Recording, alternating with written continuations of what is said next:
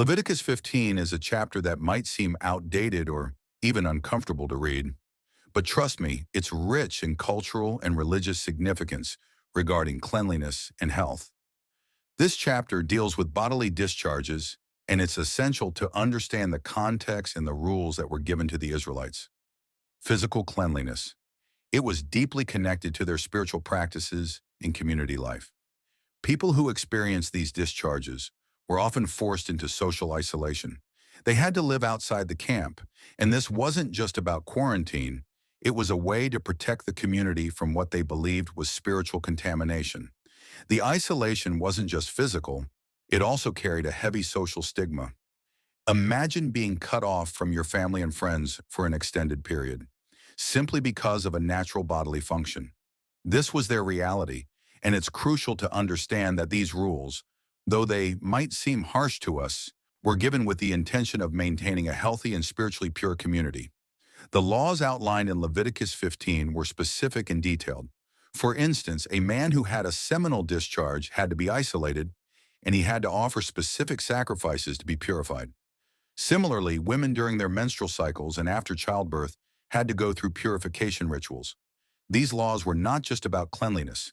They were about maintaining the spiritual integrity of the community. These practices might seem distant from our modern understanding of health and spirituality, but they highlight the Israelites' deep connection between physical health and spiritual well-being. They believed that physical purity was a reflection of spiritual purity, and that's a concept that still resonates today. One of the most surprising insights from Leviticus 15 is how it connects physical health with spiritual well-being. The Israelites didn't separate the two. For them, health was a holistic concept that included spiritual practices. This chapter also shows us the care and concern the Israelites had for community health. Their laws were designed to protect not just the individual, but the entire community from diseases. The attention to detail in Leviticus 15, from the types of discharges to the methods of purification, shows us that the Israelites took health very seriously. They understood that certain practices could prevent the spread of diseases, and that's a lesson that still applies today.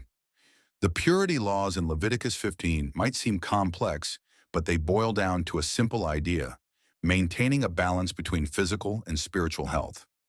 These laws were not just rules. They were a way of life that connected the Israelites with God and with each other. To wrap it up, Leviticus 15 gives us a glimpse into the Israelites' understanding of health and spirituality.